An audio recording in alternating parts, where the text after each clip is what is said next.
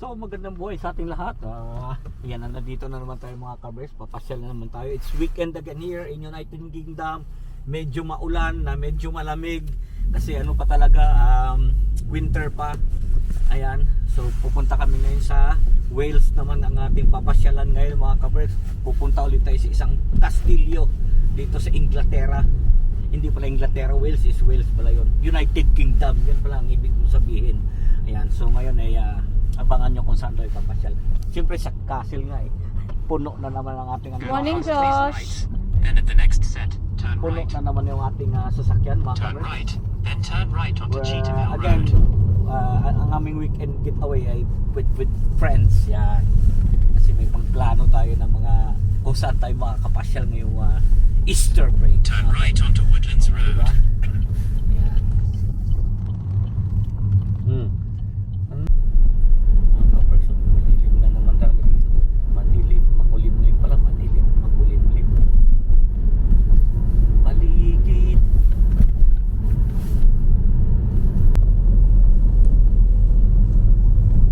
At the next lights, turn left.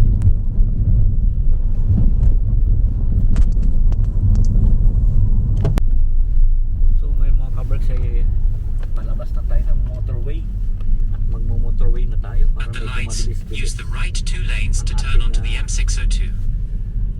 biyahe. Kasi pag ganitong papunta ka pala, excited ka pa niyan eh. Mabilis pa ang biyahe. In about Pero 12 miles, take pauwi exit ka na, 10 onto the M6 South and the M6 North towards Birmingham. Pagod-pagod na, so medyo mabagal-bagal ka na niyan. So nandito na tayo mga kaberks sa motorway. Tabi, sinabi kong tumabi ka. OT. Basic to ayaw mo talagang tumabi. Tesla mga kaberks sa kabila Tesla ordinaryo lang dito yung mga ganyan. Yan. Tingnan nyo kaberks, walang sinabi yung OT. OT ka lang. See ya. Panis.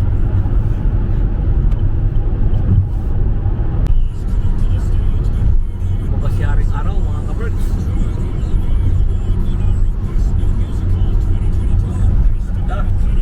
Ito sana. Speed camera ahead. Speed camera ahead. Malapit na tayong exit mga kaberks. So pa-exit na tayo mga kaberks dito sa motorway. Ayan. At mag-merge na tayo going to Birmingham. Diba? Dapat pagdabayak lagi na tayo nagbabiyahe mga kaberks. Use the left lane to take exit Dapat 10 onto the ano ko M6 kayo, South and the tawag M6 ito, North towards Birmingham.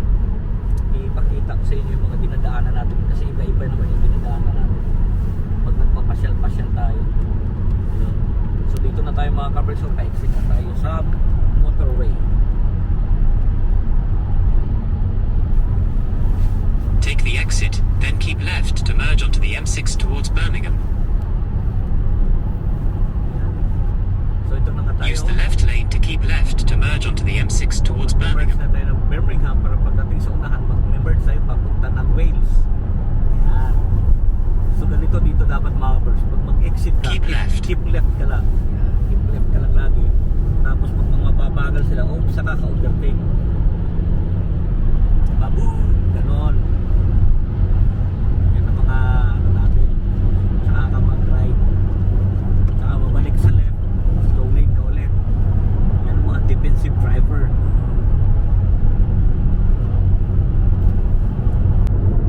So yun mga kaberks, i-exit na ulit tayo. Papunta na tayo ng ang ating way na ipapunta na ng Use the left lane to take exit 28 to merge onto the M56.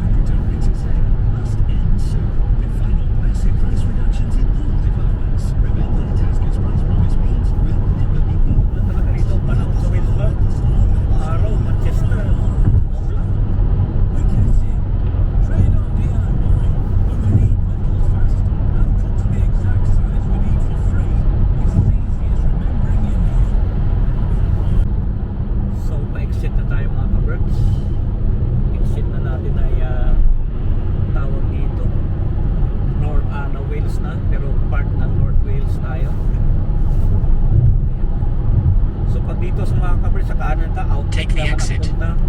So bukas alam na kung saan tayo pupunta. Pag uwi natin, dadaan na naman tayo yung Ellesmere Port. Yan, outlet na naman sigurado bagsak nito. But for now, ay pupunta tayo sa ating kung saan tayo talaga pupunta. Sa isang kastilyong dati nasa ano mo lang nakikita ba? Nasa movie, di ba? Background sa karaoke. Ngayon, napapasyalan mo na. Diba? Yan ang kagandahan. Hindi naman kasi pwede lang yung puro ka lang work dito sa United Kingdom. Diba? Kailangan mo rin magpasyal-pasyal para makapag-unwind. O, diba? Pangit yung puro ka lang trabaho. Ano mo yun? In 7.8 miles, take the exit towards Wrexham Manchester. Na ma-burn ka rin, diba? Siyempre, nakapagod na rin yung workhouse, diba? Ganda yung medyo pasyal-pasyal. Weekly nga sana kung mga hindi lang mahal gasolina, dati yung weekly. Ganda ba? No? Balance. Tapos magbaon ka lang ng pansit, hindi ka na magagastos sa pumarang, baon ka lang ng pansit, luto ka ng pansit. Ayos na yun. Yun ang ating ginagawa ngayon, lalo na ngayon, no? Paano na naman, no?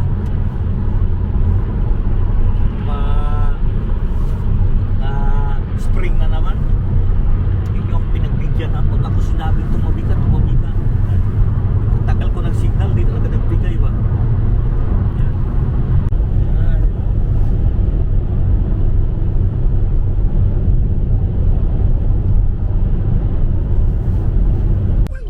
Dito mga kabers, no? Every week in your letter app, you can unlock up to 10 personalized discounts on things you love at Sainsbury's. At EDF, we don't just encourage you to use less electricity, we actually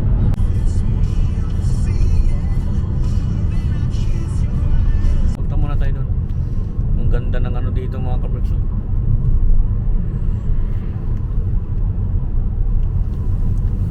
Lawak pa ka ng lupain. In a quarter of a mile, at Whitehurst roundabout, continue straight to stay on A5. So, no, not it's different way. We're now in we're going out to Chirk Castle. It's just like 6 minutes away from here. And look at the scenery. This is what I love, driving here in Wales. Makikita mo talaga yung maganda yung mga just nakakalibang, hindi ka talaga hindi ka ma-board pag dito ka. May Chirk Marina pala dito. Narrowboat hire. Pwede pala yun dinadaanan.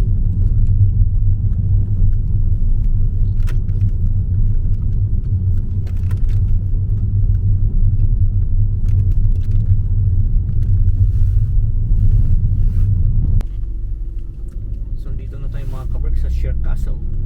Pasok na tayo dun sa You've entered the car park for your destination. car park nila.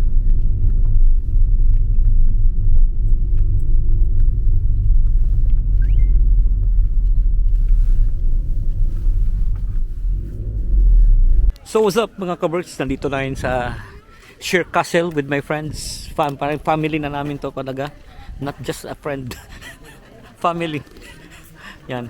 So papasyal-pasyal kami dito ngayon mga kaberks. Ito yung mga aking kumpare, puti. Kahit na may tungkod yun, talagang papasukin lahat ng kastilyong buhangin.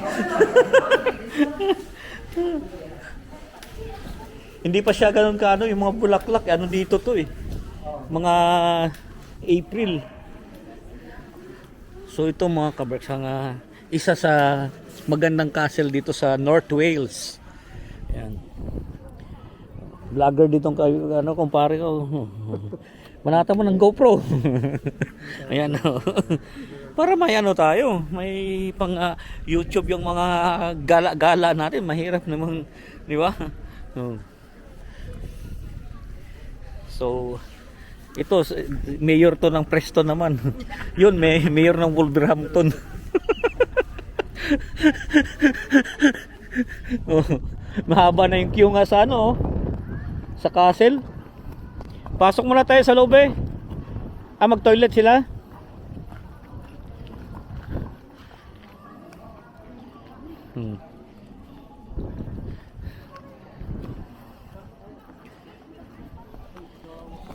So yung mga Junakis namin, mga kabers, mga magkakaedad to, kaya magkakausap-usap rin na, mag-ano na to, mga uni na to, mga to eh.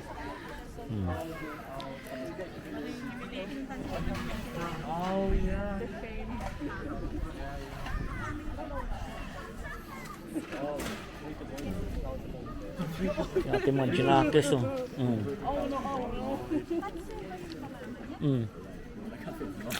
Yung mga lamig na parang kala ko anapot ano na spring, bakit na nagtatago ka na ng ano?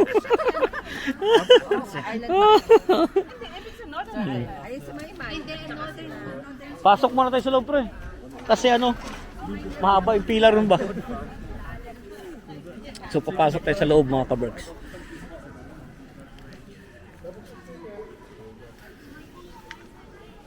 Dito.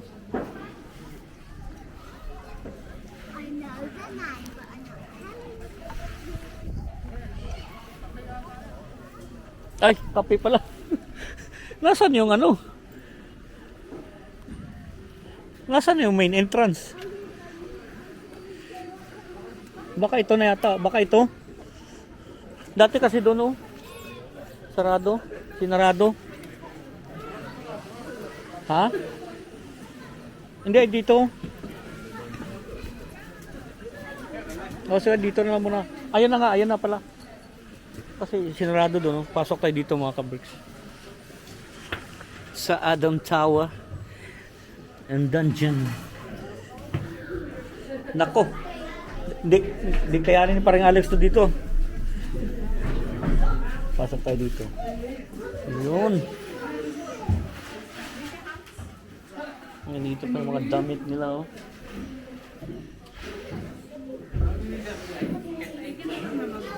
Ha? Nandito na kami sa garden mga kabricks. So mga pinag-usapan namin yung si ano, kung saan si paano kami magkapera. Iti-trace nga namin si Atong Ang kung saan nagtatago. Tinaasan naging 20 million po. Kahit pataasan niya pa rin, hindi niya mahuli dahil siya nagtago. Oo. Malamang.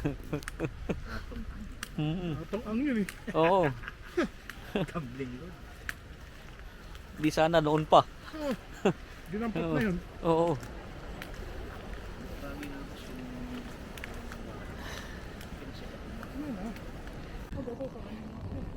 No. Dito. Pababa na. Ito pag malayo talaga dito. Pag dyan ka. Hanggang labas ka dyan. Yung pinaka main gate. So dito tayo mga kabricks. Lakas ng hangin. Dito. Malayo yan. Dito. Pabalik kayo doon.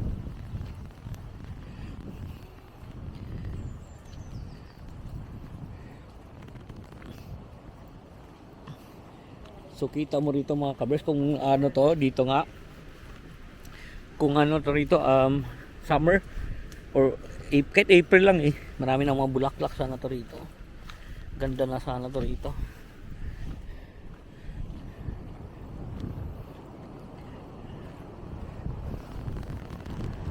Napagod na ka. Kaya nga nandito tayo to unwind. Mag-unwind.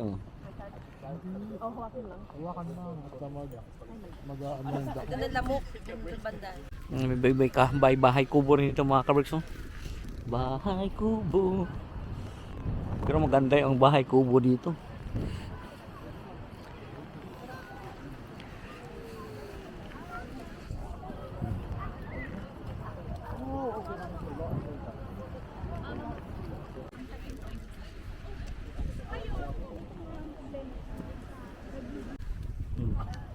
Nakakapigay ko pa lang yung web. So yun, babalik na kami mga kabricks. At hindi wala naman masyadong ano, wala pang bulaklak. So Ay. Dito tayo. Wala pang wala pang masyadong view dito. Pero okay lang. Kasi ang naman dito, banding with family and friends. Kasi magkakalayo kami dito mga kaberks, almost take to 2 hours away ng aming pagitan. Ang aming pagitan namin mga bahay-bahay dito. Yan.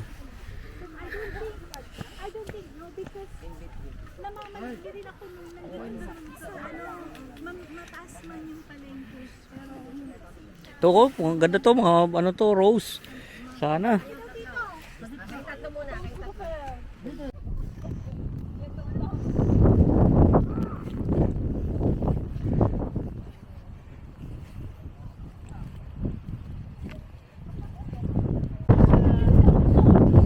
May dala si Ningning na soju nakalimutan.